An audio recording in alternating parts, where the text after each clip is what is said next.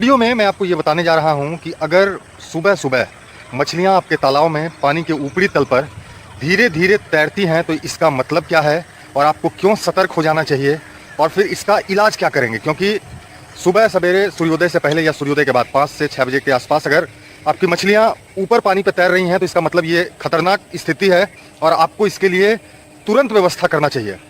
ये परेशानी आईएमसी के साथ ज़्यादा है, यानी रेहू कतला मृगल के साथ ज़्यादा है। इसलिए जो लोग रेहू कतला मृगल का पालन करते हैं उनको तो बिल्कुल सतर्क होना चाहिए।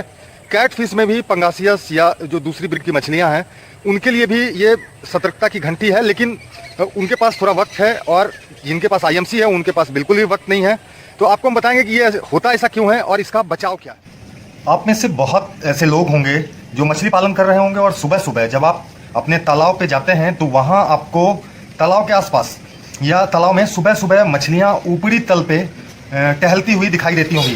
धीरे धीरे ऊपरी तल पे टहलती हैं। जब आप करीब जाएंगे तो मछलियाँ भाग जाएंगी, जैसा कि आप इस तालाब में देख रहे होंगे। हालांकि आपको आगे और साफ दिखेगा, लेकिन आप देख रहे होंगे कि मछलियाँ ऊपरी तल पे तैर रही हैं और जैसे ही कोई आहट होती है तो मछलियाँ भाग जाती हैं। ये मछली है जो पानी के ऊपर आपको तैरती हुई दिख रही हैं। ये सुबह सुबह होता है। दरअसल ये जो आप चीज़ देख रहे हैं ना, ये इसलिए हो रहा है क्योंकि तालाब में मछलियों को पूरी तरह से उनके ज़रूरत के हिसाब से उनको ऑक्सीजन नहीं मिल रहा है और ये ज़्यादा आईएमसी यानी कतला रेहू मृगल जिस तालाब में होता है वहाँ इस तरह की परेशानी होती है। दरअसल ये परेशानी है क्या? ये परेशानी मछलियों के ऊपर आने की परेशानी जो है वो 2 कारण से होती है। एक तो डिजॉल्व ऑक्सीजन यानी पानी में जो ऑक्सीजन की मात्रा है वो बेहद कम हो जाए तो मछलियाँ नीचे से ऊपर आ जाती हैं किसी तरह सांस लेकर बचने के लिए। और दूसरा स्थिति ये है कि जब बैक्टीरिया का लोड पानी में बढ़ जाएगा तो मछलियां ऊपर आके सांस लेना शुरू करेंगी। दोनों ही कंडीशन जो है वो मछलियों के लिए बेहद खतरनाक है और कम से कम आईएमसी यानी रेहू कतला मृगल का अगर आप पालन कर रहे हैं तो ये सिचुएशन खतरनाक है। आप हर रोज सुबह अगर मछलियों को ऊपर तैरते देखते हैं और फिर सूर्योदय के बाद मछलियां नीचे बैठ जाती हैं तो ये आपके लिए निश्चिंतता का वजह नहीं है। क्योंकि जिस दिन आपका नसीब खराब होगा, जिस दिन किस्मत खराब होगा, उस दिन एक साथ सारी मछलियां मर सकती हैं ऑक्सीजन के अभाव में, और वो भी 1 आध घंटे में। और आपको लगेगा ऐसा कि किसी ने तालाब में जहर दे दिया है, तो दरअसल तालाब में जहर नहीं दिया जाता है।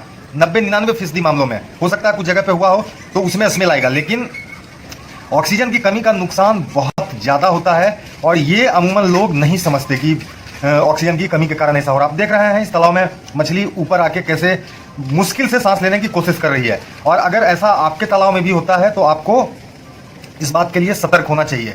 दरअसल ये चीज़ अगर केमिस्ट्री या बायोलॉजी की भाषा में समझें तो बीओडी और सीओडी यानी बायोलॉजिकल ऑक्सीजन डिमांड और केमिकल ऑक्सीजन डिमांड के चलते ये चीज़ें होती हैं। हालांकि मैं उसमें नहीं जाऊंगा, बहुत साइंटिफिक टर्म आपको समझ भी नहीं आएगा और मुझे समझाना भी नहीं है। आप मोटे तौर पे समझिए कि या तो ऑक्सीजन की कमी है या फिर जो बैक्टीरिया लोड है वो बढ़ गया है। अगर ऐसा सिचुएशन होता है तो आप सबसे पहला काम करेंगे कि आप फटाक से मोटर या पंपिंग सेट कुछ भी हो तो वाटर को रीसर्कुलेट करना शुरू करेंगे उसी पॉन्ड में, मतलब उसी पॉन्ड का पानी और उसी पॉन्ड में करेंगे। ऐसा करने से होता यह है कि हवा में जो 20% ऑक्सीजन है, 20% ऑक्सीजन अपने हवा में है जिसमें हम सांस लेते हैं, और वो 20% जो ऑक्सीजन है वो इस प्रक्रिया सर्कुलेशन के जरिए पानी में मिल जाता है और जिससे तत्काल मछलियों को राहत मिलता है। ये सबसे जरूर। उसके तत्काल बाद आपके पास अगर ऑक्सीजन का पाउडर है तो आप अपने स्टाफ को कहिए कि ऑक्सीजन का पाउडर बालू में मिला के पर एकड़ 200 ग्राम दिया जाता है, उसको बालू में अच्छे से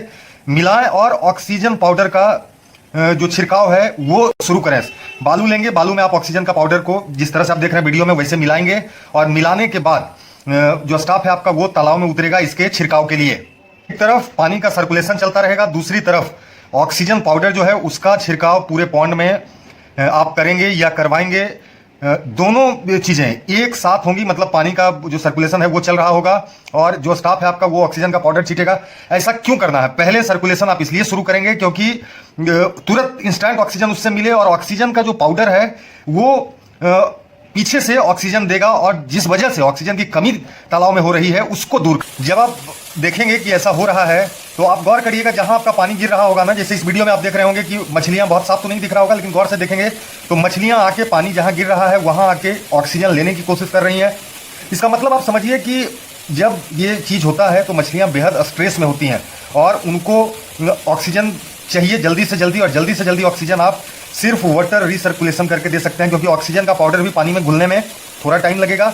जो लोग ऑक्सीजन के टैबलेट का इस्तेमाल करते हैं उनके लिए परेशानी और ज़्यादा है, क्योंकि टैबलेट को पानी में घुलने में पाउडर के बनिस्बत बहुत ज़्यादा वक्त लगता है और ये चीज़ ठीक नहीं है। मैं सजेस्ट करता हूं कि आप ऑक्सीजन का पाउडर ही रखिए। टैबलेट आपके इमरजेंसी स्थिति में आपके बहुत काम नहीं आएगा। जब आप ऐसा करेंगे तो आपको एक आध घंटे 1.5 घंटे के बाद रिजल्ट आपको दिखना शुरू होगा कि मछलियां धीरे धीरे बैठ जाती हैं।